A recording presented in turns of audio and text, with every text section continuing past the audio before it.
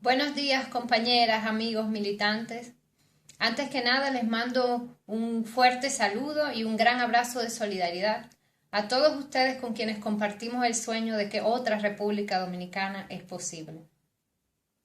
En esta ocasión, permítanme compartir con ustedes una historia.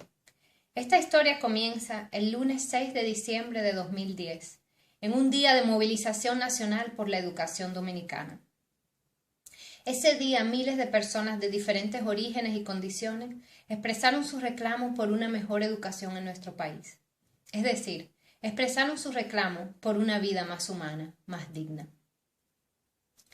A quienes nos tocó crecer en la década de los 1990 y los 2000, ver a tantas personas unidas en una causa común de una vida más digna fue realmente significativo.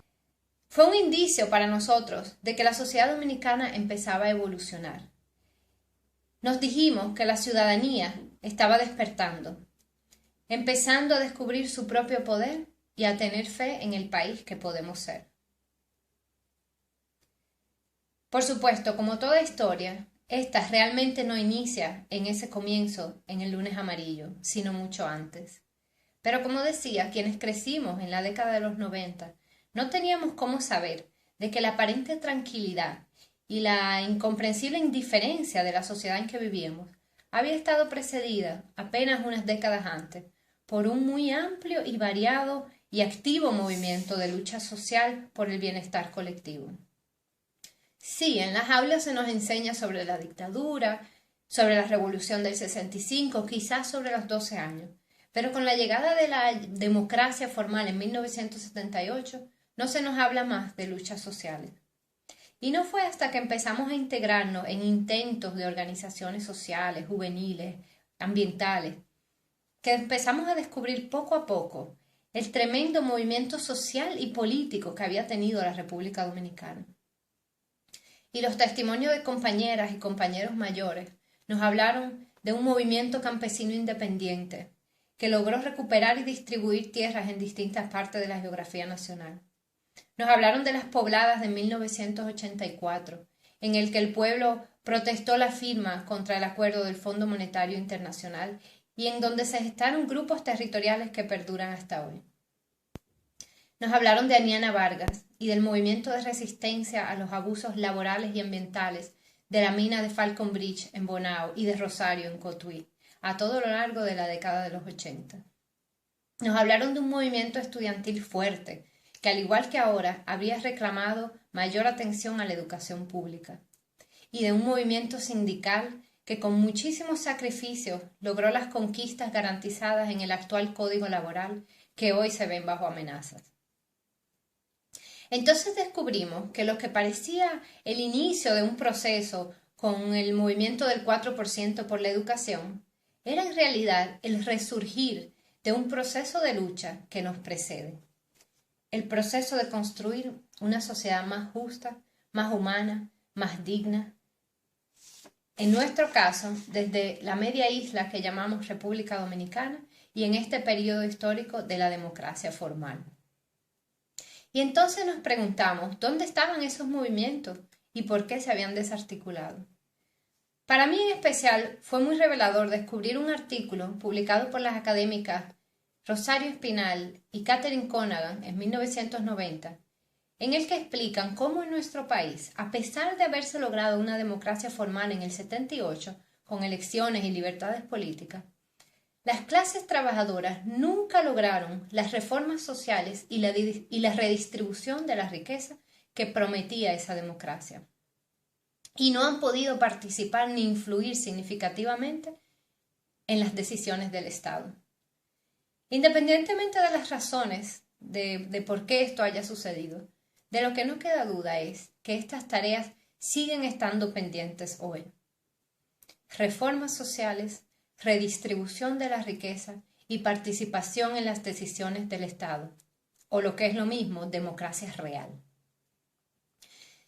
En el escenario dominicano actual, de alto crecimiento con alta desigualdad, vale la pena recordar que tanto la distribución de la riqueza como el control del Estado son temas políticos, es decir, son temas de poder. Los datos están ahí.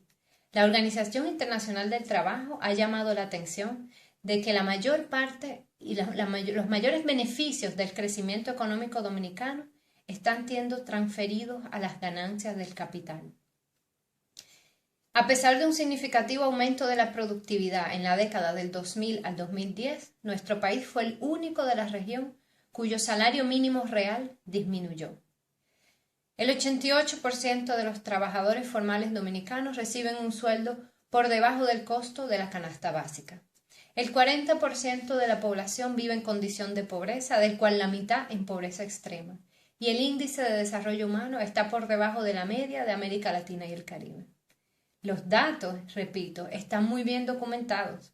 La alta desigualdad, el alto desempleo, el alto nivel de monopolio, la prevalencia de propiedad extranjera de las empresas, un sistema tributario regresivo que castiga a los que menos tienen, el altísimo e irresponsable endeudamiento público y la bajísima inversión social. Estamos hablando de una economía diseñada para beneficiar a los grandes capitales, nacionales o internacionales, pero definitivamente no a las clases trabajadoras ni a la mayoría del pueblo. El lunes amarillo y todo el amplio movimiento por la educación digna logró incidir en la distribución del presupuesto nacional, asignando una cantidad de recursos sin precedentes a la educación pública. Sin embargo, si algo nos enseñó ese movimiento y ese proceso de lucha ciudadana, es que es necesario ir un paso más allá si queremos lograr transformaciones profundas. La historia que quiero compartir con ustedes no puede ser la de pasarnos la vida reclamando derechos para recibir migajas y concesiones sujetas a la voluntad de una clase política comprometida con el estado actual de las cosas, como lo acaba de demostrar, por ejemplo, el caso de Loma Miranda. No. La historia que quisiera contarles es la de la construcción de una nueva clase política, nacida de y comprometida con las demandas sociales. Es una historia que comienza con una pequeña conquista en el área de educación y se extiende a muchas otras conquistas, en muchas otras áreas, hasta lograr todo un proceso de transformación nacional. La historia que quiero contarles, entonces, es la historia que está por construirse, y Camina RD les invita a ser parte de ella. Decía el inmerso Martin Luther King en su lucha por la igualdad y los derechos civiles, que quienes aman la paz deben aprender a organizarse tan efectivamente como lo hacen quienes aman la guerra.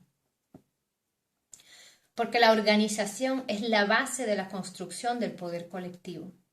En nuestro caso, nosotras y nosotros que amamos la justicia, la paz, la igualdad, el respeto, la dignidad, debemos aprender a organizarnos tan efectivamente como lo han hecho quienes hoy toman decisiones que nos afectan a todas y a todos. Tenemos que aprender a organizarnos desde nuestros territorios, desde nuestras áreas de trabajo, desde nuestras condiciones comunes y desde nuestros ideales. Es cierto que los retos son muchos y que a veces puede intimidar la tradición histórica de autoritarismo y de división entre los grupos progresistas. Pero prefiero creer que las fortalezas con que contamos son más y más fuertes, las convicciones que nos unen, las experiencias aprendidas de los procesos pasados, las herramientas de contacto, de comunicación y conocimiento que nunca antes tuvimos, y sobre todo, nuestra capacidad creativa y nuestra capacidad de amar. Porque, como dice la canción, las transformaciones reales y duraderas solo pueden ser alumbradas desde el amor. No nos resignemos, compañeras y compañeras, a la violencia, al abuso, al machismo, a la impunidad, sino que frente a esas realidades que están en nuestro entorno, asumamos el reto de construir un nuevo camino, de organizarnos y articularnos para construir ese nuevo camino. De ese desafío es que surge Camina RD, del reto de construir un instrumento que nos permita esculpir la historia dominicana como la quisiéramos legar a quienes nos sucederán.